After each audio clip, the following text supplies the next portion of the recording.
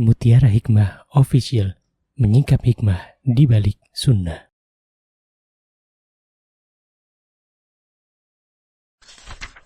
Salurkan donasi terbaik Anda untuk mendukung dakwah Mutiara Hikmah Official.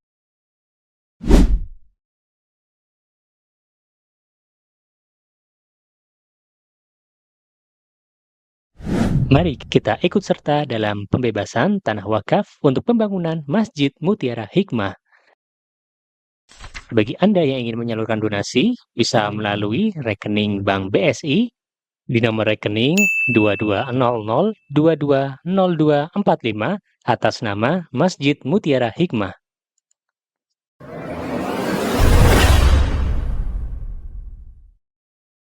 Ya, bismillah, kita mulai dari syarat puasa. Oh, safar? Oh gitu ya, safar saya bilang ada dua. Oh, ada dua hukum. Yang satu dibolehkan berbuka, yang kedua dibolehkan untuk berpuasa. Jadi ada dua hukum, maksudnya boleh berpuasa, boleh tidak. Baik, sekarang kita belajar syaratnya dulu. Syarat puasa. Yang pertama, syarat puasa itu adalah muslim. Jadi yang diwajibkan berpuasa adalah muslim. Ini penting ini ya. Berarti kalau ada orang dia bukan muslim, ya, pengen berpuasa, parang napa mboten? Mboten. Kan belum muslim. Syaratnya nih kan apa wau? Muslim, orang Islam. Maka syarat ini harus dipenuhi dulu, muslim.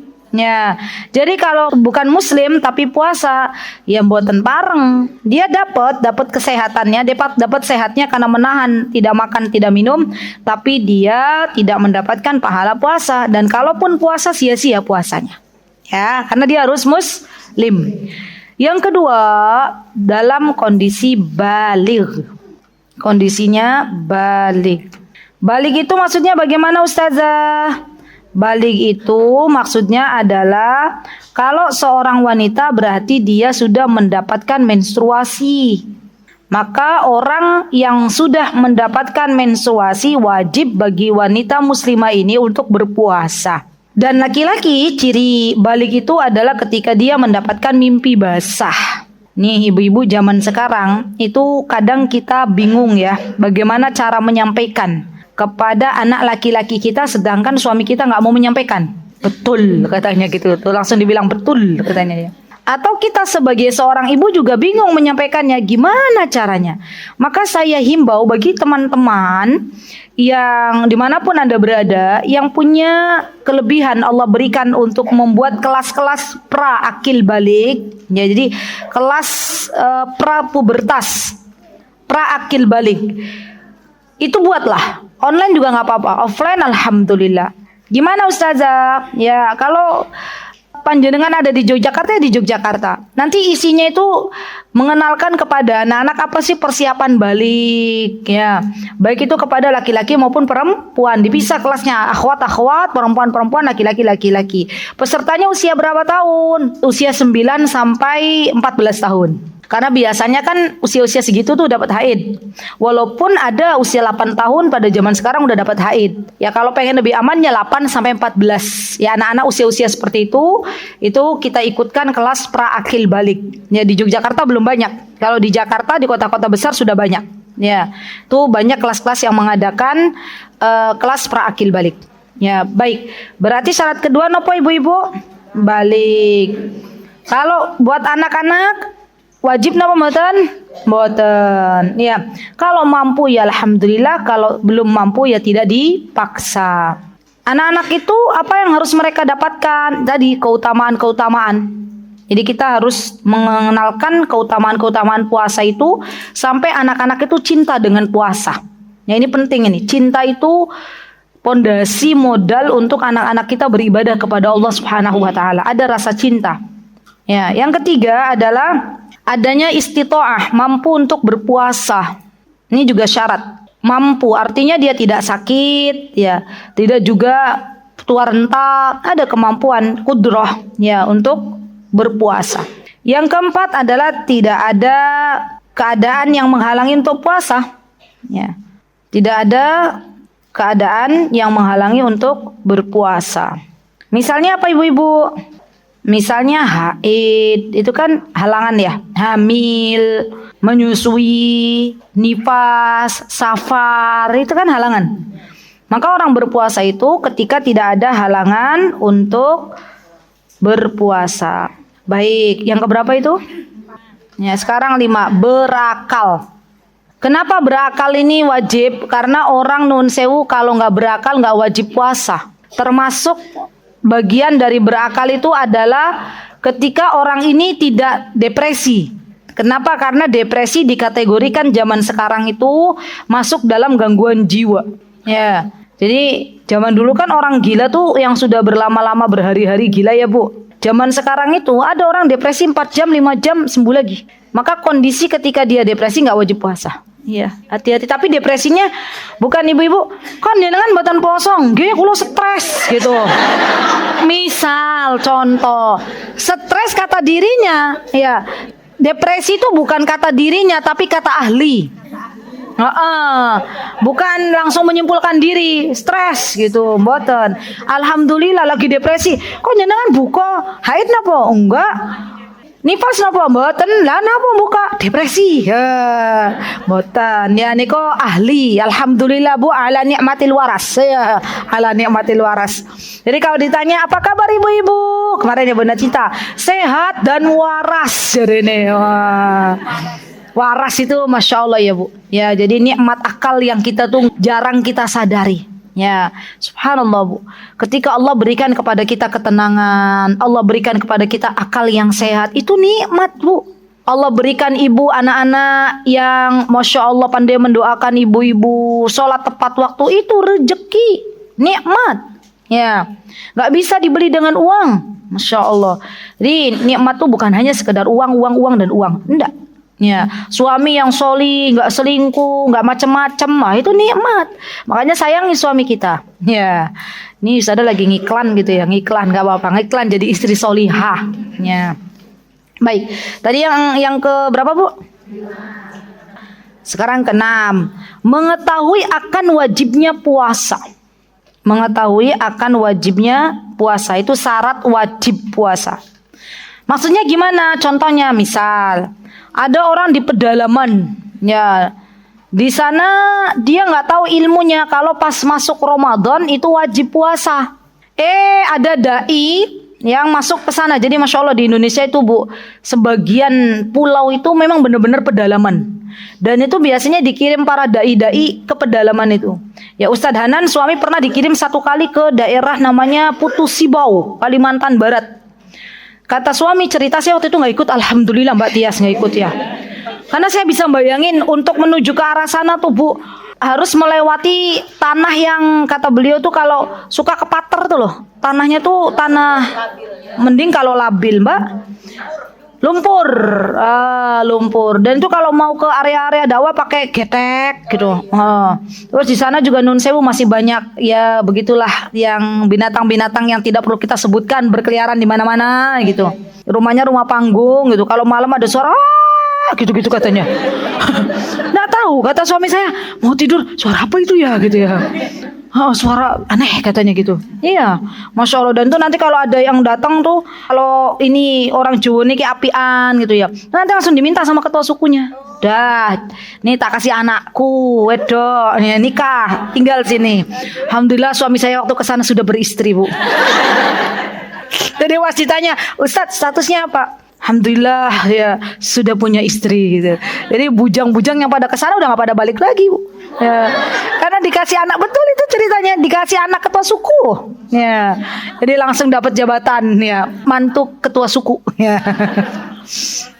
Iya, ketua suku tuh ngincer katanya para dai-dai itu yang ya Masya Allah. Nah, udah kalau di sana nggak tahu kalau puasa itu wajib, ya nggak tahu karena memang nggak tahu. Bahkan orang pedalaman tuh Nun Sewu ya, baju aja kadang nggak dipakai, gitu kan. Seala-ala sekadarnya gitu ya. Nah itu kalau dia memang nggak tahu adanya kewajiban menutup aurat, kewajiban puasa, kewajiban sholat, maka gugur. Ya gugur, nggak dikenai kewajiban. Kan belum ada yang menyampaikan. Sama aja ibu-ibu di sini. Ustazah, dulu waktu saya belum ngaji, saya nggak tahu kalau pacaran tuh dosa. Dulu waktu belum ngaji. Lah saniki pun ngaji tahu kalau pacaran dosa, yo jangan nyuruh anaknya pacaran. Ya, nanti dosa semuanya. Ya, apalagi anak kita tahu bahwa pacaran itu dosa. Begitu ya Bu, kira-kira. Jadi nggak harus di pedalaman aja ternyata ya. Baik, itu syarat wajib puasa. Yang kedua syarat sahnya. Nah, jadi ada 2 syarat itu. Ada syarat wajib yang berjumlah berapa tadi? Oke, ada syarat sah. Atau syarat sah ini biasanya masuk dalam kategori rukun. Rukun aja deh biar gampang, ibu-ibu nanti bingung. Apa syarat wajib, apa syarat sah? Rukun aja, rukun. Masuk rukun langsung. Rukun puasa, ibu-ibu, diantaranya adalah niat. Jadi puasa itu tidak sah hukumnya kalau nggak ada niat. Dan niatnya kapan? Ada bedanya antara puasa wajib dan puasa sunnah. Kalau puasa wajib niatnya dari malam hari. Dan para ulama berbeda pendapat. Nah, yang berbeda pendapat ini boleh ibu-ibu tulis, boleh hanya sebagai wawasan aja. Ketika ditanya, wahai ulama, ya bagaimana kita cara berniatnya? Apakah setiap malam atau sekaligus 1 bulan boleh? Nah, ada 2 pendapat. Ya. Yang pertama setiap malam, yang kedua pendapat yang kedua boleh sekaligus untuk 1 bulan, tapi dia wajib untuk mengulangi niat tersebut kalau dia datang haid bagi seorang wanita. Paham ya? Ustazah, saya tuh suka lupaan nih. Niat gimana? Kadang niat, kadang enggak. Yaudah ibu-ibu ambil pendapat yang semuanya 1 bulan. Nanti kalau pas haid, ya haid kan nggak puasa mbak, lah niat kepiye. Ya pas haid kan nggak puasa, pas suci niat lagi. Tapi ustazah saya maunya yang tiap malam, ya monggo. Kan itu yang gini loh Bu. Nih saya jelaskan. Masalah bab fikih itu adalah masalah yang memang para ulama banyak pendapat di dalamnya. Namanya ijtihadi. Ijtihadi itu para ulama berpendapat A, pendapatnya ini, B, pendapatnya ini, C, pendapatnya ini. Nah, bagaimana sikap kita ketika menghadapi perkara-perkara ijtihadi ini, perkara-perkara yang ulama berpendapat di dalamnya? Maka sikap kita boleh memilih di antara pendapat tersebut. Kalau ibu-ibu pengen lagi lebih dalam lagi, maka ibu-ibu pilih yang paling kuat. Ya, tapi kan yang paling kuat itu butuh ilmu lagi. Jadi sekarang kalau jenengan konsisten dengan pilihannya jenengan. Ya nggak boleh kita itu misalnya sudah memilih A tapi kita ganti B. Sudah. Jenengan mau pilih yang mana? Saya mau pilih yang tiap malam aja niat. Ya pun silahkan dijalani. Ya. Saya mau pilih yang 1 bulan. Ya berhenti nanti pas haid, balik lagi pas suci saya niat lagi. Ya monggo boleh. Silahkan. Ya Islam itu agama yang memudahkan. Yang mboten pareng itu yang nggak niat. Itu mboten pareng puasane mboten sah. Ya, itu kalau untuk yang wajib. Yang sunnah kapan niatnya? Boleh dari malam, boleh juga sampai terbit matahari. Nyanyi dengan boten sarapan 2 jam 10. Kok ya dari pagi belum ada tuh, dari malam puasa Senin Kamis belum ada niat gitu ya. Terus karena tadi buru-buru ibu-ibu mau daurah gitu ya, Masya Allah, sampai lupa sarapan. Ya. Puasa sekalian nih sekarang nih saya mau puasa deh, niat puasa Senin Kamis gitu ya. Boleh nggak? Boleh, pareng silahkan. Ya, jadi puasa sunnah itu boleh di siang hari, malam hari boleh. Ya. Dan niat itu kata sebagian ulama ibu-ibu adalah keinginan. Ulama juga ada 2 pendapat. Ya, ini hanya wawasan ya Bu. Yang pertama niat itu ada lafadznya, maksudnya lafadz ya Allah saya pengen niat ada kretek gitu apa ya kretek. Saya mau niat puasa gitu. Besok saya mau puasa. Nah ada kreteknya gitu. Yang kedua pendapat ulama yang kedua adalah ketika ibu-ibu udah sahur nih sahur. Berarti kalau mau tidur kan ibu-ibu masih punya pikiran sesuk sahur. Orang sahur kan berarti puasa atau Bu? Nah dalam hal ini kata para ulama sudah disebut dengan niat. Jadi niat itu adanya keinginan. Ya al-qasd, niat dalam bahasa Arab itu al-qasd, tujuan. Ya, jadi kalau misalnya jenengan lagi sahur kata para ulama walaupun belum niat dengan lafaz tertentu itu sudah bagian dari niat. Ya karena ada sahur di situ. Kan orang mau bangun sahur berarti kan ada niat puasa. Gitu ya ibu-ibu ya. Baik, yang kedua Menahan dari apa yang membatalkan puasa, itu masuk dalam rukun. Menahan dari apa yang membatalkan puasa sejak terbitnya fajar hingga terbenamnya matahari. Ya, jadi kalau misalnya ada orang duhur tuh ya, di antara pembatal puasa itu kan makan dan minum ya. Dan yang disebut makan itu ibu-ibu bukan makan besar loh. Ibu-ibu duhur yang ngeleh minum 1 tegukan tuh udah batal itu. Ya. Atau misalnya ibu-ibu lapar makan apa, Bu? Kletian gitu ya. 1 bungkus tapi itu kletian loh Ustazah. Bukan makan siang, kletian, mung kletian gitu ya. Walaupun mung kletian itu namanya makan. Ya, makanya saya sering tanya ibu-ibu sehari makan berapa kali? 3. Masya Allah, bener 3 nih yakin. Ya, cemilan gimana cemilan? Itu kan bukan makan, nggak makan nasi. Ya, versi orang Indonesia makan tuh makan nasi. Ya, padahal versi membatalkan puasa apa-apa yang dimasukkan ke dalam mulut itu makan. Jadi jenengan mung katanya ya. Hanya memasukkan permen karet, ngunyah permen karet itu batal tetepan. Ya, kan itu memasukkan sesuatu ke dalam mulut. Begitu ya. Jadi menahan diri, menahan diri. Baik. Sudah Bu, itu rukunnya. Sekarang sunnahnya. Yo, ini penting banget nih. Yo, apa saja sunnahnya? Yang pertama, sunnahnya adalah mengakhirkan sahur. Sahur itu sunnahnya diakhirkan. Ya. Dan sahur itu penting. Sahur diakhirkan. Waktunya gimana Ustazah waktunya? Itu sahur paling afdol. Ibu-ibu tuh kalau udah berbicara masalah afdoliyah itu paling semangat. Ya. Afdolnya Bu, kata para ulama, waktu sahur yang paling afdol itu membaca Al-Quran 50 ayat. Ya, baca Al-Quran 50 ayat waktunya antara sahur dan subuh, adzan subuh. Ya, kira-kira setengah jam ya 50 ayat ibu-ibu. Tergantung ayatnya Ustazah. Kalau ayatnya Qul a'udzu birabbin nas, malikin nas, pendek-pendek. Tapi kalau ayatnya Al-Baqarah panjang-panjang ya. Ya setengah jam apa 1 kurang 1/4, setengah jam lah itu. Jadi panjenengan kalau sahur jangan jam 3 ya. Adzannya 3:30, sahurnya 3:30. Ya itu udah mendingan lah ya, 3:30 ya Pak Mbak ya, pas ya. 3:30 apa jam 4 kurang 15. Sekarang adzan jam 4.25 yo jam 4 nanti kemerungsung 4 kurang 15 lah ya, 4 kurang 15 ya, jadi masih boleh ya kita makan, kita minum, justru mengakhirkan sahur itu sunnahnya ya, jangan sahur jam 1 malam ya, jam 3 nanti pada subuh udah lapar ya.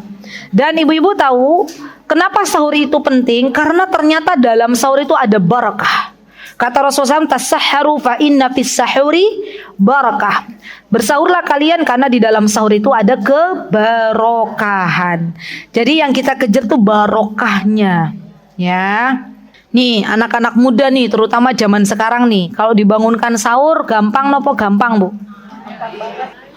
Gampang sekali ya Mbak Tias. Gampang susah, ya kan? Dok, sahur. Milih sahur napa mboten anak muda zaman sekarang? Nanti adzan subuh langsung gerasak-gerusuk, adzan subuh gitu kan ya. Makanya ibu-ibu kalau mau berbicara dengan anak muda, anak-anak yang lagi belajar puasa dari malam tuh udah disonding. Ya udah sonding ini pemberitahuan, informasi gitu ya. Insya Allah besok kita mau sahur. Kalau anak-anaknya udah pada anak wedo gitu usia 18, 15, udah harus diajarkan nanti yuk kita nyiapin ya makan sahurnya apa gitu ya. Dan ternyata ya yang namanya makan sahur nggak harus pakai sesuatu yang berat gitu ya. Orang Indonesia kan kayaknya kurang marem gitu ya. Kalau sahur tuh nggak pakai nasi, apalagi biasanya lauk sahur Bu. Nih ya, masya Allah deh kalau ada orang sahur begini, nih ibu-ibu, yang masya Allah karbohidrat semua isinya, nasi, mie, sambal goreng kentang, karbohidrat semua isinya, ya. Akhirnya apa Bu? Habis sahur ngantuk. Lah Ustazah emang sahur tuh gimana ya? Kata Rasulullah, tasahharu walau bijur atima. Kalau ibu-ibu lagi mager nggak pengen gede-gede sahur apa macam-macam, udah tegukan air tuh ada sahur. Ya, tapi Ustazah tegukan air nanti lapar gitu. Ya udah perbanyak proteinnya. Ya, makan telur ayam kampung 3 itu udah kenyang, Bu. Masya Allah. Tambah kurma 7 ajwa. Masya Allah. Mahal ustazah, minta sama Allah. Allah zat yang maha kaya. Ya, kan Allah itu kalau kita jujur ya, misalnya, ya Allah kalau tahun lalu, ya Allah saya makan sahurnya sahur, atasnya ada alhamdulillah ya Allah, bersyukur sama engkau ada tempe gitu ya. Ada tahu gitu kan Bu ya. Terus ada apa lagi Bu? Ada mie, ceplok gitu ya. Ya Allah hari ini saya minta sama engkau ya Allah, semoga sahurku nanti bulan Ramadan ini lebih sehat. Amin. Minta sama Allah. Allah kasih Bu, Allah kasih. Ya. Jadi mintalah sama Allah ya. Oke, Ibu-ibu. Jadi jangan karbohidrat semua ya Bu ya. Ya minimal ada proteinnya lah ya. Ya, oke. Baik, berarti harus sahur semuanya ya, karena itu bagian dari sunnah. Yang kedua, ya, bukan sebentar, saya ada izin menyampaikan. Jadi gini, untuk masalah sahur, ibu-ibu, nah ini penting nih. Contoh nih, misalnya saya lagi sahur, oke? Terus saya lagi megang gelas, udah megang gelas ini contoh. Tapi ini saya nggak lagi sahur, contoh ya. Lagi megang gelas gini, azan berkumandang, Allahu Akbar, Allahu Akbar. Masuk waktu subuh. Boleh nggak saya minum? Bismillah. Sampai habis? Boleh. Yang penting ini gelas sudah di tangan. Ya. Anak pondok, nih anak pondoknya suka ngakal-ngakalin, non sewu. Iya. Ngakalinnya gimana? Ya. Gimana, Pak? Piring dipegang, ya gelas dipegang. Oh. Semua dipegang. Apa Pak? Iya benar-benar dipegang tuh. Karena saya pernah dapat cerita pertanyaan dari anak pondok gitu. Ustazah, kan namanya anak pondok kadang bangun ya mendekati azan. Jadi pas azan dia megang semua. Ya Allah, ya secukupnya Bu. Ibu lagi minum apa Bu? Minum apa sih biasanya kalau sahur minumnya apa? Jangan yang gula-gulaan Bu. Ya, yuk kita sehat semuanya. Ya. Ustazah emang nggak boleh minum gula-gulaan ya Allah Bu, mboten nusa kan di samping ibu ada suami sudah manis. Ya, air anget, ya air anget. Air angetnya misalnya apa? Air putih wedang uwu, jahe serai ya. Resepnya buros, tanya buros. Ya, pon-pon. Nah, itu bagus tuh. Masya Allah. Gitu ya ibu-ibu ya. Baik. Jadi kalau yang kita pegang itu masih bisa kita minum. Tapi kalau yang masih di dapur nggak bisa. Udah. Ya. Yang di depan aja piring kita belum pegang tuh udah nggak boleh. Ya, batasnya tuh yang kita pegang. Sudah. Ya. Dan ibu-ibu nih ya, biasanya di beberapa kampung itu ada 2 kali adzan. Adzan pertama dan adzan kedua. Maka ibu-ibu kalau masih adzan pertama nggak apa-apa, lanjutkan. Ya, Allahu Akbar, kok masih setengah papat ya. Lanjutkan enggak apa-apa. Atau suara imsak, gitu kan? Atau suara ambulan, wing ya. Padahal itu bukan ambulan, tanda-tanda. Nah, sirine, boleh nggak imsak masih makan minum? Boleh. Ya, gitu ya Bu ya. Jadi imsak tuh tandanya persiapan. Ya, persiapan sebentar lagi adzan subuh. Ya, jadi masih boleh kita makan dan minum. Pun gini masalah sahur gini karena sesuatu yang kadang ditanya ibu-ibu, imsak masih boleh makan enggak? Boleh. Ya. Yang kedua, ibu-ibu, di antara sunnahnya adalah kita yang dianjurkan oleh Rasulullah ya, menjauhi perkara-perkara yang tidak baik. Contoh misalnya, adanya larangan kita orang yang berpuasa untuk berkata dengan kata-kata yang kotor, ya. Dan kita orang yang berpuasa dianjurkan untuk tidak bertengkar, ya, tidak mencela. Kalau diajak oleh temannya bertengkar, maka boleh kita mengatakan inni shaimun, maaf saya lagi puasa. Ya, jadi dijaga mulutnya. Ya, jangan orang berpuasa tapi kata-katanya kotor. Jangan orang puasa tapi hobinya nyinyirin. Tahu nyinyir? Bully, nah itu juga nggak boleh tuh. Ingat. Dan biasanya yang paling banyak kena dampak bully itu anak-anak. Ya, anak-anak kita Bu. Ya. Ibu-ibu pernah nggak sih bilang gini ke anak-anak? Ya Allah, anak esopo tuh kui. Ah, itu bully tuh. Dah. Lu anak esopo, anak panjenengan. Nah. Iya, itu. kamu tuh ya, ibu gini-gini nakal lah, itu bully tuh, udah masuk. Nggak boleh Bu. Jaga ya. Kalau kita tuh nggak bisa ngontrol mulut kita, ya maka eman puasanya. Allah itu tidak membutuhkan puasa kita kalau kita tetap berkatanya kotor. Ya hati-hati. Apalagi orang sudah ngaji lama, jaga kata-katanya. Kalau bisa jangan sakiti teman kita dengan perkataan-perkataan yang mungkin membuatnya dia sakit hati. Ya jaga. Daripada kita berkata-kata kemudian kata-kata kita tidak baik, tidak bisa kita kontrol, lebih baik diam. Makanya ada pepatah apa katanya? Diam itu emas. Masya Allah, benar, diam itu emas. Tapi kalau mendiamkan orang yang sedang bermaksiat itu bukan emas. Ya baik. Kemudian di antaranya lagi, ya yang ketiga, kira-kira apa lagi Bu? Sunnahnya Bu, sholat tarawih. Sholat tarawih itu bagian yang dianjurkan. Tidak wajib tapi dianjurkan. Dan sholat tarawih ini ibu-ibu boleh dikerjakan di rumah masing-masing, boleh dikerjakan di masjid, ya. Tetapi dianjurkan untuk berjamaah. Sholat tarawih ini dianjurkan untuk berjamaah. Jadi kalau ibu-ibu punya anak gadis, ya 3 di rumah, ya nduk, kita sholat berjamaah bareng boleh.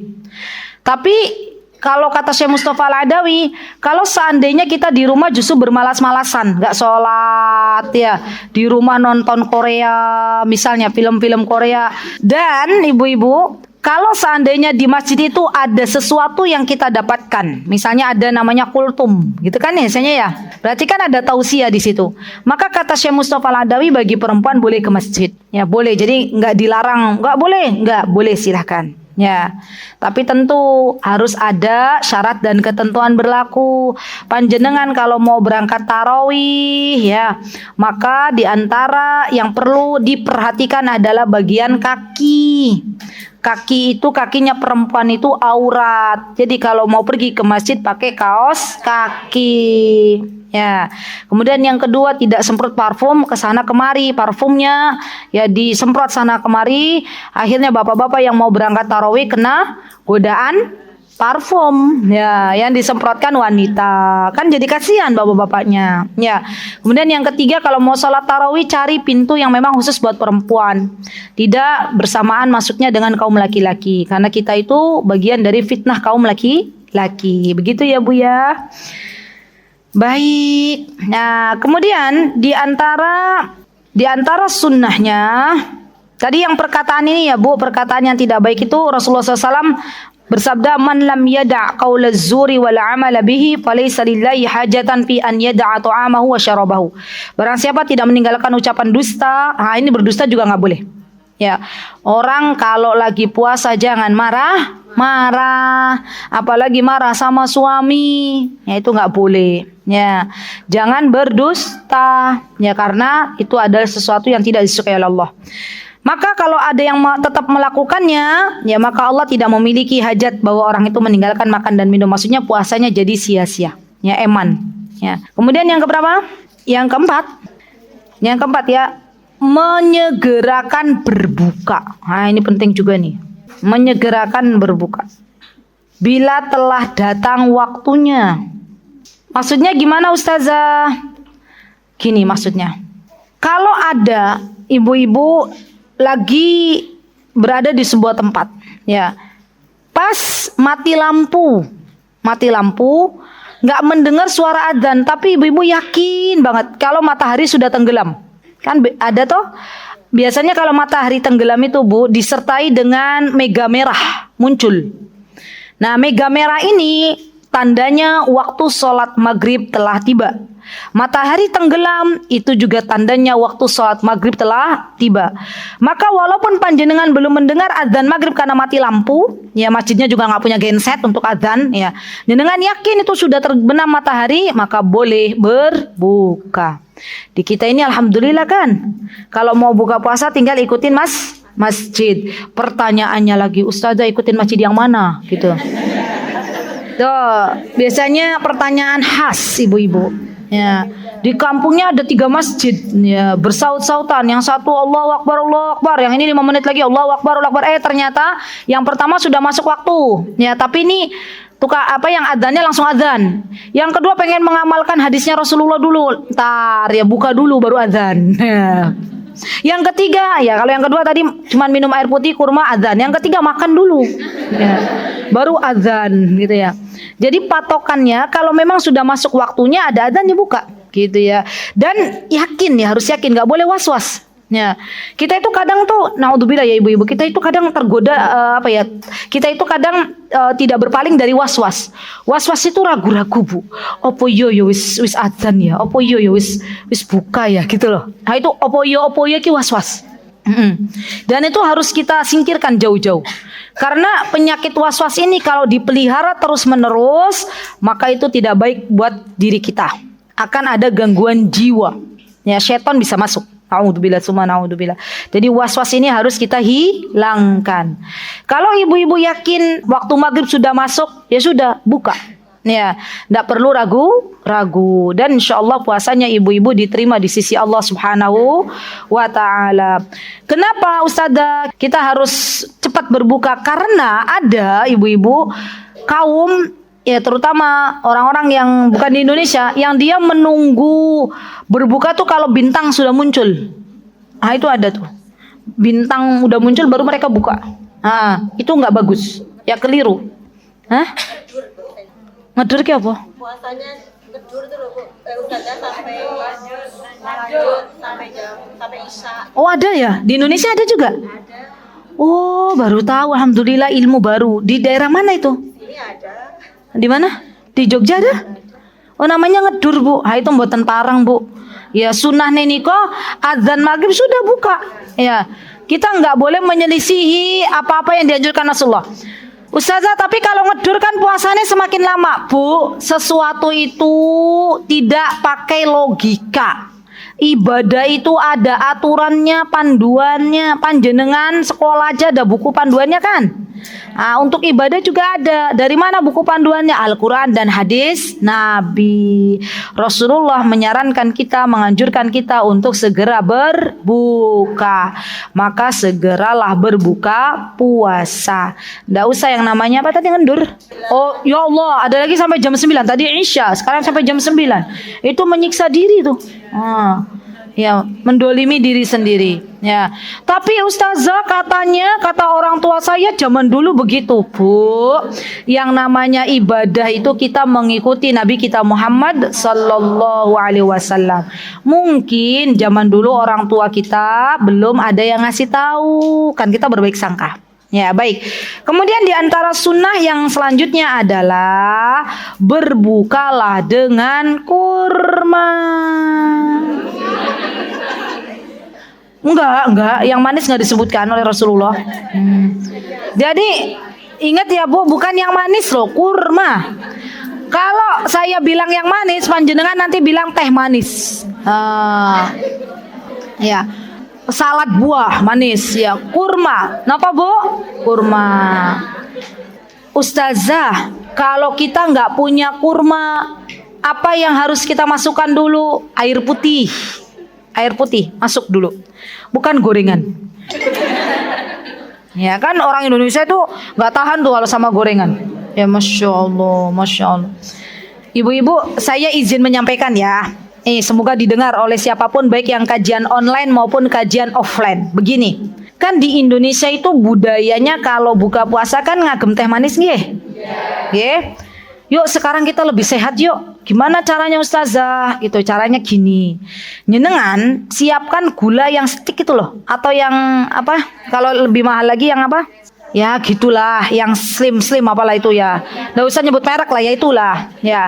Itu disiapin. Oke. Nanti panitia buka puasa tuh rembukan. Kayaknya nih semakin banyak ya gagal ginjal, semakin banyak diabetes ya toh? Ya karena banyak makan gula. Dengan siapin aja teh tawar. Zaman dulu kan teh tawar tuh masya Allah loh. Tapi jangan pakai teh celup. Ya pakainya teh tubruk biar sedep. Nah teh tubruk ya. Ini ide aja ya silakan. Kalau mau dipakai ya monggo, enggak juga nggak apa-apa. Ya nanti gelas itu isinya air tawar. Di atasnya dikasih gula itu tapi belum dibuka. Ya, disediakan aja bagi yang mau manis ya silakan, enggak yo gulanya boleh dikembalikan, boleh dibawa pulang. Kayaknya itu lebih menyehatkan. Ya, tapi ustazah takmir saya enggak setuju gitu ya. Ya diusulkan dulu. Ya. Karena ya Allah sedih ya Bu ya ketika warga kita itu banyak yang terkena diabetes. Ya. Dan ibu-ibu perlu tahu kalau kita konsumsi gula berlebihan itu imun tubuh kita tuh turun.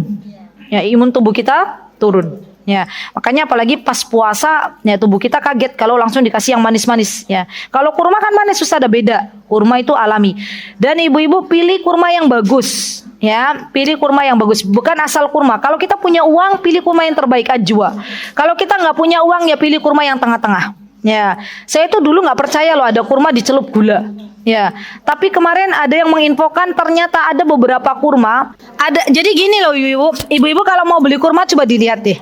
Kita tuh belajar jadi konsumen yang apa ya? Yang cerdas. Waduh, masya Allah ibu-ibu ya.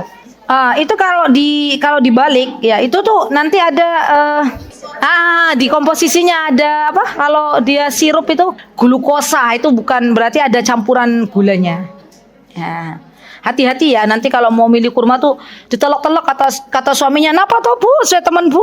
"Iya lagi lihat gitu komposisinya gitu." Ya. Gak apa-apa, lebih baik kita berhati-hati. Lah ibu-ibu pengen sehat, yang dikonsumsi malah sama aja gula. Ya kan itu kan gak bagus. Gitu kan? Ya, jadi ya zaman sekarang macam-macam. Ya, Masya Allah. Baik, itu sunnah yang keberapa ibu-ibu? Oke. Kemudian sekarang yang membatalkan puasa. Ya, ini penting nih. Sekarang yang membatalkan puasa ini banyak ini ya. Apa yang membatalkan puasa ibu-ibu? Nah ini perkara-perkara yang mungkin menurut ibu-ibu batal tapi ternyata nggak batal. Ini ada beberapa ya. Yang pertama yang jelas adalah memasukkan makanan dan minuman. Ini batal puasanya ya. Walaupun tadi permen karet sama aja. Itu batal puasanya. Oke. Apa? Rokok? Ya sama aja. Kan rokok tuh memasukkan nan. Sama aja itu rokok bagian dari makanan. Ya. Nah, ngicip beda lagi. Ngicip ibu-ibu, kalau ibu-ibu mau ngicip ya namanya ngicip ya. Ngicip itu sedikit saja tempel. Keluarin lagi. Jangan kebablasan masukin. Ngicip boleh. Ya. Ya kan mau setetek ustazah. Asin-asin yo enak. Ya, batal. Ngicip keluarin lagi. Sudah tahu rasanya? Keluarin lagi ya. Tapi Masya Allah loh ibu-ibu, Masya Allah. Saya tuh pernah menemukan yang biasa masak tuh udah gak pakai ngicip. Jadi beliau tuh punya kebiasaan puasa Dawud, sehari puasa sehari enggak, itu beliau katanya gak mau ngicip lah. Udah enak, udah tangannya wis kulino ya, jadi takarannya tuh pas. Oh Masya Allah. Jadi insya Allah gak keasinan, gak kemanisan. Masya Allah. Kalau udah yakin ya gak perlu ngicip, sudah ya. Tapi kalau panjenengan kadang keasinan, kadang keasrepan gitu ya, sampai suaminya bingung ya perlu diicip sedikit, tapi nanti dilepeh lagi ya. Jadi al-akl wasyarab itu adalah sesuatu yang membatalkan puasa. Baik, ada dalam surah Al-Baqarah ayat 187.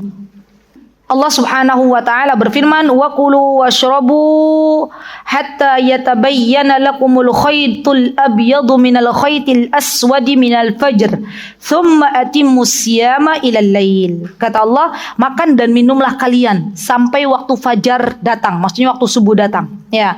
Baru setelah itu kalian tahan, ya tidak makan dan minum sampai terbenam matahari. Jadi di antara yang membatalkan puasa adalah makan dan minum walaupun hanya sedikit. Beda kalau icip. Icip itu boleh tapi tidak sampai masuk ke kerongkongan. Yang kedua, di antara yang membatalkan puasa adalah berhubungan biologis antara suami dan istri. Atau dalam bahasa Arabnya adalah jima. Ini saya harus jelaskan. Jima ya di siang hari terutama di bulan Ramadan itu tidak diperbolehkan ya. Kalau sampai kebablasan, ada suami istri semuanya lagi puasa terus berhubungan suami istri, maka puasanya batal dan dia kena kafaroh. Kayak tadi kafarohnya apa? Allah sudah jelaskan ya, di antaranya kafarohnya adalah 2 bulan berturut-turut puasa. Banyak banget. 1 hari ngelanggar 2 bulan bayar. Ya, Masya Allah. Kalau nggak bisa gimana? Fahal tastati'u an tasuma syahraini mutatabi'ain. Kalau nggak bisa kan berat tuh Bu 2 bulan. Orang 1 bulan aja kadang ada yang bisa ada yang enggak ya. Itu 2 bulan. Kalau nggak bisa fahal tajidu it'ama sittina miskinan. Kalau nggak bisa 2 bulan karena memang nggak mampu maka memberikan makan 60 fakir miskin. 60 juga ini lumayan ini. Kenapa sekali aja? 60 sekali. Sekali ngasih fakir miskin. Kalau dia misalnya batalnya melakukannya sehari ya berarti 60. Kalau 2 hari ya dikali 120. Kalau berapa hari lagi ya tambah banyak lagi. Ya. Tapi jangan menggampangkan karena Allah itu zat yang maha tahu ya kapan seorang hamba itu dia benar-benar kebablasan, benar-benar dia tidak sengaja ya, atau nggak ada sih yang nggak sengaja, semua sengaja ya kalau memang tahu ya. Dari Allah itu zat yang maha tahu. Maksudnya kalau hambanya ini benar-benar bertaubat kan dia nggak melakukannya lagi. Ya, jangan dimudah-mudahkan. Saya orang kaya bisa ngasih makan 60 fakir miskin, ya sudah dilanggar aja. Yo, nggak begitu caranya. Ya, baik. Yang ketiga, datang haid. Nah, ini batal nih puasanya. Tadi 5 menit sebelum adzan haid maka batal puasanya. Sudah, nggak ada lagi tanggung. Ya, nanggung 3 menit lagi nggak bisa, udah batal. Dan itu harus diqodho. Tapi kalau datang haidnya 2 menit setelah adzan, 2 menit setelah adzan, mau sholat maghrib baru kok ngerasa ada yang keluar, maka puasanya sah apa mboten? Sah, nggak perlu diqodho. Ya, jadi ingat kalau 2 menit sebelum adzan dia batal, kalau 2 menit setelah adzan tidak usah dibatalkan. Yang keempat adalah datangnya nifas, yang melahirkan. Yang kelima adalah muntah dengan disengaja. Muntah dengan disengaja itu juga batal. Maksudnya muntah dengan disengaja kepripun? Masukin tangan ke bagian kerongkongan, disogok-sogok ya, nah itu tuh. Nah, itu batal. Tapi kalau ibu-ibu pas lagi mual muntah mboten nopo-nopo. Ya, nggak apa-apa, lanjutkan. Ya, tapi kalau sengaja maka itu batal. Yang keberapa? Keluarnya mani dengan disengaja. Maksudnya gimana Ustazah keluarnya mani dengan disengaja? Apa bedanya sama berhubungan suami istri? Maaf ya bagi yang belum menikah. Tapi saya harus jelaskan kepada ibu-ibu yang sudah menikah. Contoh misalnya. Jadi mani ini Bu, tahu kan mani? Ibu, ya gitulah ya. Nanti cari yang muda-muda cari mani itu apa. Mani ini keluar bisa dengan tidak berhubungan suami istri. Disengaja sampai dia keluar. Itu dia membatalkan puasa. Disengaja. Ya, caranya gimana? Yo bisa dengan tangannya, bisa macam-macam lah ya. Tapi yang jelas maninya keluar dengan disengaja, bukan nggak disengaja, disengaja. Maka itu bagian dari membatalkan puasa. Baik. Kemudian di antara yang membatalkan puasa adalah berniat membatalkan puasa. Punya niat, lihat es doger siang-siang ini, es doger kayaknya bukan sponsor kita ya. Tapi sering disebut-sebut. Lihat wingko lah ya. Wingkonya buros, wingko kelapa gading. Misalnya, kok enak banget ya gitu ya. Terus makan deh wingko ya. Atau punya niat, ya Allah kayaknya enak yo lek siang-siang gini minum seger-seger tambah wingko, itu udah batal. Jadi punya niat saja belum buka itu udah batal. Makanya hati-hati. Jangan punya niat untuk membatalkan puasa. Ditahan. Baik. Kemudian nomor berapa Bu? 7 aja deh cukup. Karena nanti saya jelaskan sesuatu yang tidak membatalkan puasa tapi sering dianggap membatalkan. Ya, misalnya apa? Sikat gigi. Sikat gigi itu kan bagi sebagian orang batal puasanya. Ternyata tidak. Yang penting kita bisa menjaga air itu tidak masuk. Itu sesuatu yang dikira membatalkan puasa tapi ternyata tidak membatalkan puasa. Ya. Kalau madhab Syafi'i menyarankan yang namanya sikat gigi itu sebelum zawal, sebelum masuk waktu duhur. Kalau sudah masuk waktu duhur, maka ini adalah sesuatu yang makruh. Ya, makruh itu tidak membatalkan tapi makruh. Ya. Yang kedua, yang biasa orang-orang menyebut ini batal padahal tidak adalah suntik. Menyuntikkan sesuatu ke dalam tubuh kita dengan cairan yang sangat sedikit. Ya, ibu-ibu misalnya cek darah. Ya, itu kan cek darah diambil darah ya. Atau misalnya apa sih suntik itu? Itulah misalnya KB ya. Maka ini tidak membatalkan puasa. Ya, vaksin, itu juga tidak membatalkan puasa. Tetes mata itu tidak membatalkan puasa. Tetes telinga tidak membatalkan puasa. Tetes hidung nggak membatalkan puasa. Tetes itu nggak batalin puasa. Ya, Vitamin apa Mbak? Vitamin C banyak kan? Oh, kalau infus batal. Ibu-ibu, infus itu membatalkan. Infus, panjenengan di infus itu batal puasanya. Karena infus ini bagian dari pengganti makanan, maka batal. Batal. Jatuh berdarah. Enggak. Darahnya beda. Ya. Termasuk ibu-ibu yang istihadah. Istihadah nih perlu, tadi belum masuk ya istihadah ya. Istihadah itu adalah perkara yang mewajibkan puasa. Jadi istihadah itu tidak membatalkan puasa. Beda loh istihadah sama haid. Ya, kalau haid itu wajib meninggalkan puasa. Kalau istihadah justru sebaliknya, dia wajib berpuasa. Ya, maka dari itu para akhwat, para ibu-ibu hendaklah mengetahui ini darah istihadah atau darah haid, karena kaitannya nanti dengan ibadah puasa ini. Ya. Ustazah, saya tuh sudah dapat haid kok Ustazah. Ya, tapi sekarang keluar darah lagi padahal bukan hari haid saya, ya berarti itu istihadah. Ya. Sebenarnya kalau ibu-ibu ini fitrahnya masih bagus-bagus, untuk menentukan ini darah haid atau istihadah tuh gampang. Gimana caranya? Ya, hari haidnya enggak? Kalau hari haidnya berarti haid. Kalau bukan hari haidnya ya berarti istihadah. Kalau enggak dilihat dari warnanya. Ya, warnanya cerah merona, itu istihadah biasanya. Warnanya rodo-rodo gelap amis-amis itu haid. Ya, itu ya diantara caranya. Baik. Kemudian celakan, boleh nggak? Celak. Boleh. Mencium bau aroma parfum atau aroma masakan, boleh. Ya, tapi nggak usah disedot-sedot. Ya. Nah, itu boleh. Sesuatu yang dibolehkan, tapi terkadang mereka mengatakan bahwa ini adalah membatalkan puasa. Ya. Kalau di itu ya, di Arab itu kan biasanya ada bukhur. Bukhur itu mungkin kalau kata orang Indonesia kayak kemenyan. Tapi sebenarnya bukan kemenyan sih. Pengharum ruangan tapi ada asapnya itu loh, Bu. Nah, itu kalau sampai mencium bau bukhur itu juga boleh. Bukhur. Ud. Oh, keguguran. Oke, keguguran tuh nanti jawabannya satu sesi kajian. Iya. Kenapa? Karena disebut keguguran berarti kalau dia sudah masuk nifas, bayinya sudah ada tangan, udah ada kaki, udah ada telinga. Oh, bukan nifas. Itu berarti istihadah maksudnya. Ada darah keluar istihadah. Tidak istihadah tidak. Tapi kalau sudah biasanya 4 bulan itu sudah biasanya terjadi janin itu sudah membentuk. Ya. Maka di sini dia kalau keguguran nifas. Ya, gitu ya Ibu ya, Masya Allah. Tadi saya bilang apa? Bukan keguguran apa tadi? Bukhur, ud. Ya, itu orang-orang Arab tuh seneng bukhurin ruangan. Ya, kalau sampai tercium maka itu bukan bagian dari membatalkan. Atau nun sewu ya, misalnya ngupil. Lah ini ada katanya idza dakhala anfuhu. Biyadihi idza dakhala yadihi ila anfihi. Maaf ya, ini kan ada loh. Lah panjenengan ada kok yang hobinya begitu kan? Nah itu enggak membatalkan puasa atau membatalkan? Boten. Nah, itu sampai dibahas sih di sini. Oh. Iya.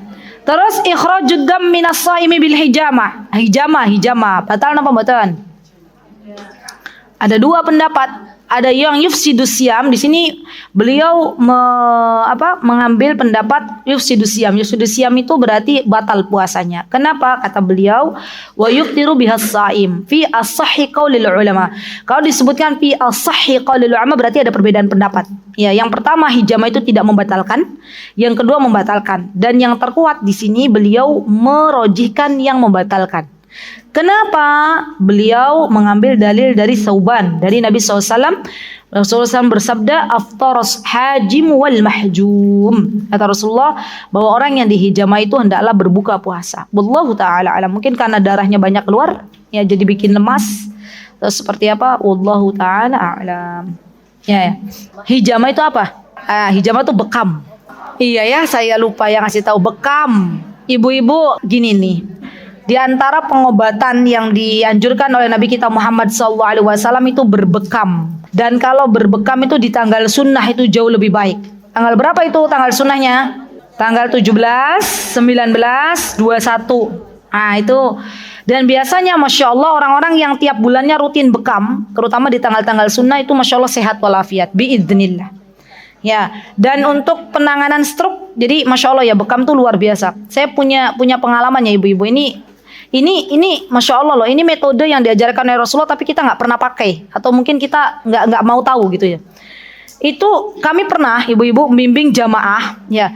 1 pekan lagi mau berangkat umroh hilang ingatan. Iya, 1 pekan sebelum umroh. Iya, anaknya bingung itu bapak-bapak ya menjelang lansia lah.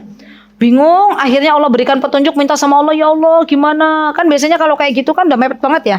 Udah istilahnya pesawat udah di booking, udah macam-macam lah. Akhirnya Allah kasih petunjuk di bekam bagian kepalanya. Di bekam bagian kepalanya biiznillahi ta'ala ingat lagi. Ya Masya Allah, itu Masya Allah. Ada jamaah dari Surabaya. Ya, jadi waktu itu beliau cerita, ketemu saya di bandara, anaknya cerita, Ustaz, alhamdulillah Bapak Allah pulihkan lagi ingatannya. Waktu nggak sempat ingat tuh kami tuh panik semua gitu loh. Ya Allah gimana, akhirnya Allah kasih petunjuk di bekam bagian kepalanya. Masya Allah, ingat lagi. Masya Allah. Jadi bekam ini adalah sesuatu yang kadang kita tinggalkan ibu-ibu. Padahal banyak sekali manfaatnya di dalam bekam, gitu ya. Nah bekam ini ada 2 pendapatnya, bisa membatalkan, bisa tidak membatalkan. Tapi yang rajih adalah membatalkan. Wallahu taala alam. Baik. Kemudian apalagi ibu-ibu yang membatalkan? Berkumur-kumur. Ini membatalkan apa mboten? Tidak membatalkan.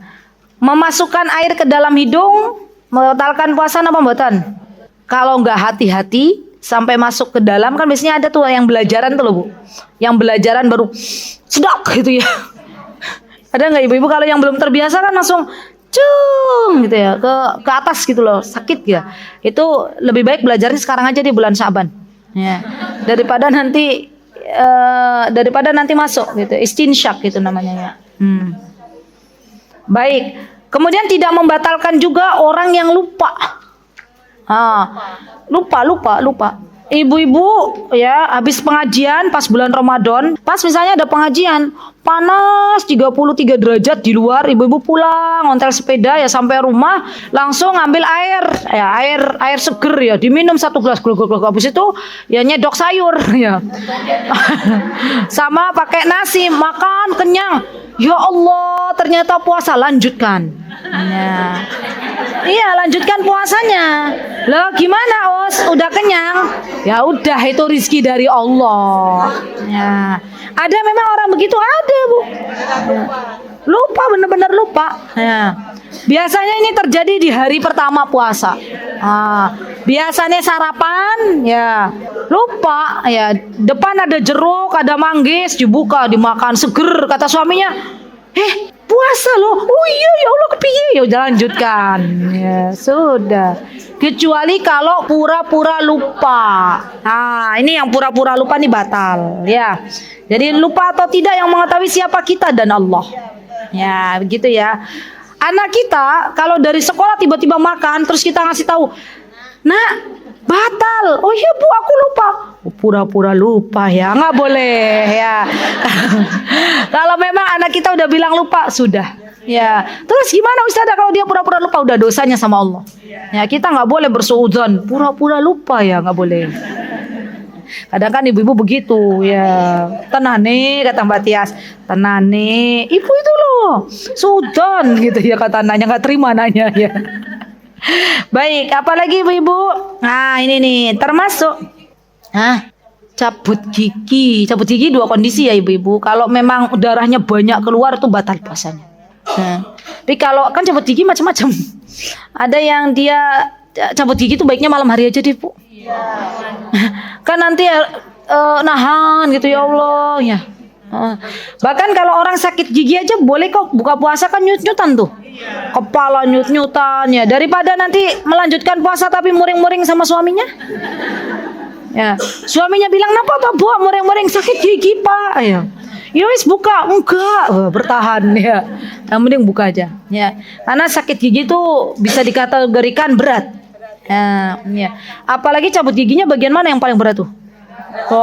Geraham, ya Masya Allah. Jadi bagi teman-teman yang berprofesi sebagai dokter gigi ya, bukalah praktek malam hari pada maghrib. Untuk mengantisipasi ibu-ibu yang mau cabut gigi. Ya Masya Allah. Baik ya. Kemudian ini nih penting nih. Gini.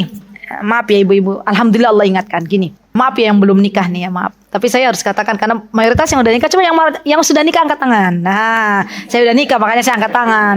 Ya. Nah, kayaknya lebih banyak. Yang belum nikah ini pelajaran. Begini ya. Jadi gini, saya menghela nafas dulu. Kalau panjenengan ya berhubungan suami istri nih, ya malam hari, oke. Terus bangun-bangun ya udah jam 4. Ya, jam 4 bingung belum mandi ya kan. Nanti mandi dulu apa sahur dulu? Mandi dulu apa sahur dulu? Lek mandi dulu adzan subuh ya. Maka pilih sahur dulu. Sahur. Tapi niat sesok aku mau puasa.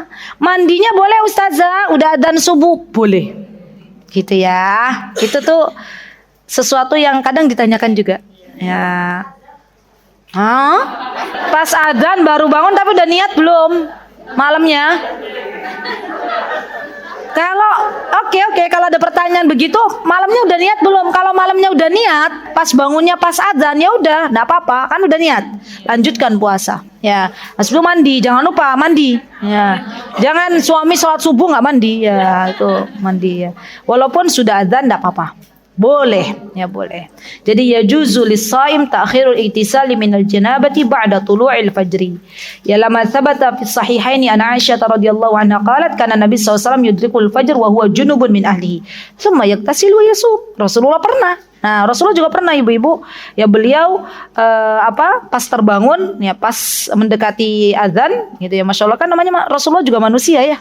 Sama aja. Pernah suatu hari, tapi enggak tiap hari. Tiap hari ya Rasulullah seringnya tahajud. Ya.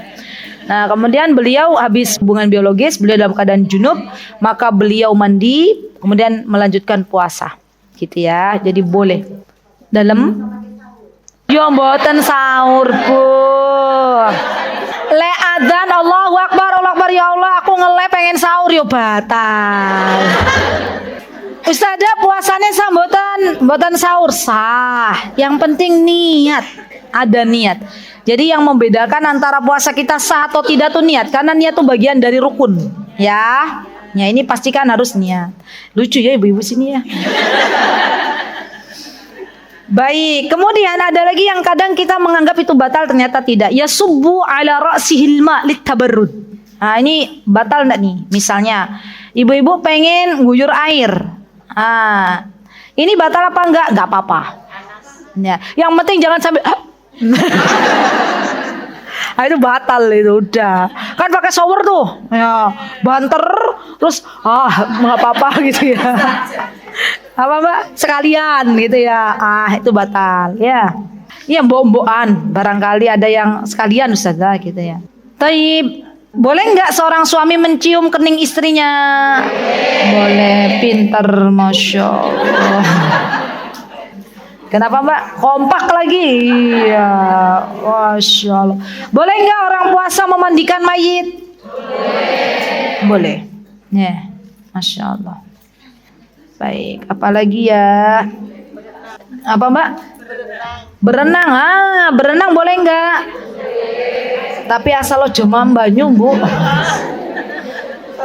Tapi kalau saya boleh memilih ya, siang-siang yo renang yo capek.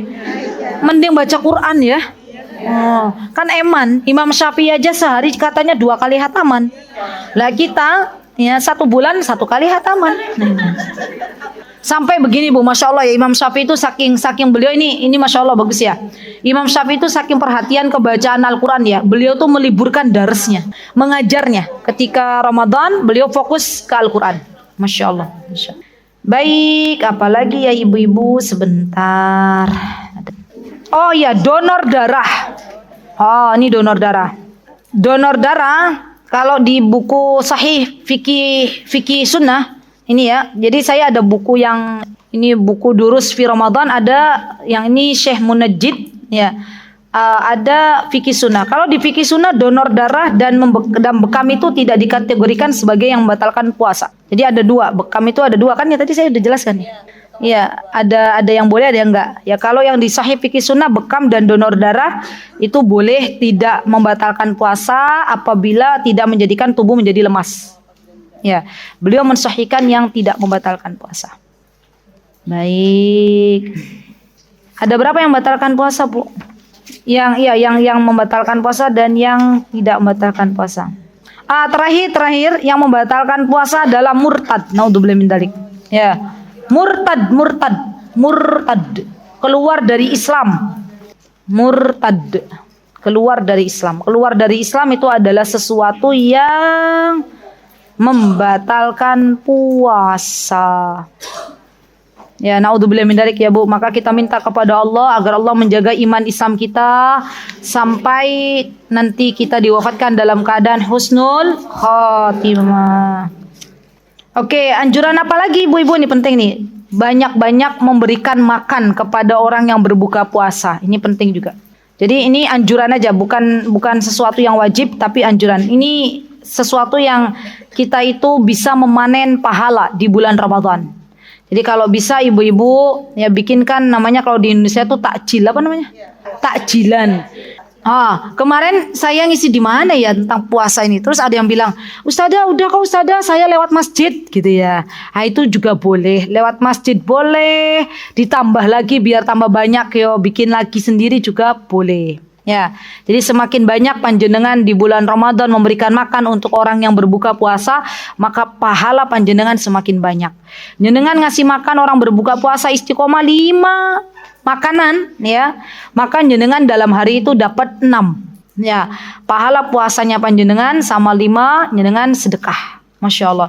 Dan dianjurkan juga ibu-ibu, ini bukan sunnah yang termasuk bagian dari tadi ya, dianjurkan untuk memperbanyak sedekah. Ya, termasuk tadi ya, sedekah untuk makan orang berbuka puasa atau sedekah-sedekah yang lainnya. Kenapa? Karena Rasulullah itu terkenal orang yang ajwad. Ajwad itu orang yang paling dermawan. Kapan itu? Pada waktu Ramadan. Masya Allah, Masya Allah. Sampai-sampai ya orang-orang di Madinah itu ibu-ibu mereka pengen memberikan makan orang berbuka puasa tuh rebutan. Ya, mereka itu biasanya menyewa ini, apa tuh namanya? Calo. Ya, nyewa calo. Ibu-ibu jangan bingung nanti kalau pas di Madinah ya, kalau di dalam, nah ini saya kasih gambaran biar ibu-ibu semangat. Ya, kalau di dalam itu nggak ada nasi. Ibu-ibu mau buka puasa cari nasi di Masjidil Haram atau di Nabawi, jangan di dalam. Di dalam nggak boleh makan nasi. Ya, adanya roti, yogurt, kurma, zam-zam. Tapi itu juga sebenarnya udah cukup. Ya, kalau ibu-ibu mau nasi, ya maka di luar tuh banyak nasi. Ya, nanti ibu-ibu dipanggil-panggil tuh lagi jalan sini sama calonnya, duduk di sini sampai rebutan tuh calon yang satu laginya. Itu kan aku dari tadi manggilin dia gitu, rebutan Mbak. Ya, tarik-tarian. Ya, enggak sampai kalau yang laki-laki yang diajak sampai tarik-tarian. Ya, apalagi kalau orang Indonesia bingung, saya mau taruh mana gitu ya. Tuh, Masya Allah ya, Masya Allah, merinding saya Bu. Kenapa? Dan mereka tuh membiasakan anak-anak mereka untuk ikut serta dalam proyek ini loh. Masya Allah, proyek membagikan makanan untuk orang yang berbuka puasa, baik itu di Masjidil Haram maupun di Masjid Nabawi. Masya Allah, Masya Allah. Baik, ini nih ada nih, katanya pil-pil yang diletakkan di bawah lidah untuk pengobatan sariawan tuh tidak membatalkan puasa. Selagi dihindari masuknya ke dalam tenggorokan, nanti dilepeh. Dilepeh. Termasuk semprotan nih, semprotan pembersih lubang hidung mungkin, atau yang kena asma gitu kan ya, alhamdulillah alal afiyah ya. Selagi itu tidak masuk ke tenggorokan ya, maka itu tidak apa-apa. Nebu asap ya itu ya, asap toh. Tapi kan asap Bu, asap kan nggak mengenyangkan ya, berarti saya lebih memilih nggak apa-apa. Apalagi itu kasusnya kalau nebu tuh lagi sesak napas ya, insya Allah tidak apa-apa. Air toh Bu itu. Kalau yang semprotan asma itu air. Nebu air bukan toh? Oh, obat air ya. Iya ya. Saya kira asap ya. Wallahu taala alam. Iya, uap kan dia bentuknya. Uap kan dari air juga. Wallahu taala alam. Nanti coba saya tanyakan. Iya, betul. Apalagi di sini USG itu juga tidak membatalkan. Ini USG, alat untuk melihat janin. Kalau ada ibu-ibu Ramadan USG ya. Kan biasanya ada krimnya tuh yang taruh di atas perut. Terus di USG itu tidak membatalkan. Kan masuk cairannya masuk dari pusar gitu ya. Ini disebutkan nih USG. Ya alhamdulillah. Gel ya benar. Itu boleh. Ya baik, insya Allah cukup Mbak. Jika ada yang kurang-kurang, saya mohon maaf. Barakallahu fikunna jami'an. Aqulu qawli hadza wa astaghfirullah li wa lakum. Wa akhiru da'wana alhamdulillahi rabbil alamin. Assalamualaikum warahmatullahi wabarakatuh. Mutiara Hikmah Official, menyingkap hikmah di balik sunnah.